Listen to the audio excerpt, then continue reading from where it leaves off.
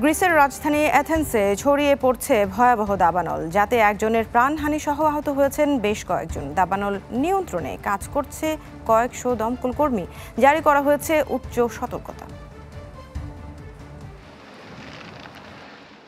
দীর্ঘ দাবদাহ আর পাহাড়ি এলাকায় শহুরে বিস্তৃতির ভয়াল রূপ দেখেছে গ্রিসের এথেন্সবাসী। দাবানলে পুড়েছে শহরটির একাংশ। ভয়াবহ আগুন গ্রাস করেছে স্থানীয়দের বাড়িঘর এবং বনভূমি, যাতে ঘটেছে প্রাণহানিও। বাস্তুচ্যুত হয়েছে কয়েক হাজার মানুষ। আগুন নিয়ন্ত্রণে হেলিকপ্টার থেকে ছোড়া হচ্ছে পানি। জুন জুলাইয়ে আমাদের এখানে তাপমাত্রা বেশ উষ্ণ থাকে। জুলাইয়ে একটানা 16-17 দিন তাপমাত্রা 37 থেকে 40 ডিগ্রি ছাড়িয়ে যায়। বাতাসের আর্দ্রতা খুব কম থাকায় দমকা হাওয়ার তীব্রতায় আগুন ছড়িয়ে পড়ে পাহাড়, বনভূমি ও বসতবাড়িতে। পরিস্থিতি সত্যি অসহনীয় ছিল।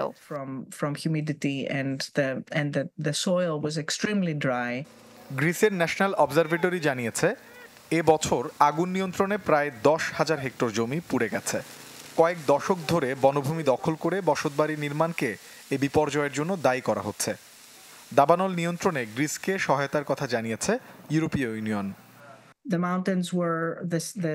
আমরা যেখানে শহর তৈরি করেছি তা শহর নির্মাণের জন্য উপযুক্ত নয়। আমরা এখন এর পরিণতি ভোগ করছি। দীর্ঘ সময় ধরে আমরা এমন কঠিন পরিস্থিতি মোকাবেলা করছি। আমাদের বনগুলো বাঁচানোর জন্য জরুরি অবস্থা ঘোষণা করতে হবে। গেল কয়েক বছর ধরেই দাবানল গ্রিসের গ্রীষ্মকালীন একটি নিয়মিত ঘটনা হয়ে দাঁড়িয়েছে। জলবায়ু পরিবর্তন, গরম আবহাওয়া ও কম বৃষ্টিপাতের ঝুঁকি বাড়িয়ে দিয়েছে কয়েক গুণ। তবে উন্নত বন ব্যবস্থাপনার মাধ্যমে ভবিষ্যতে দেশটিতে দাবদাহ এবং অগ্ন্যুৎপাতের ঝুঁকি কমানো সম্ভব বলে মত বিশেষজ্ঞদের। মোর্শেদ শোভন, চ্যানেল 24।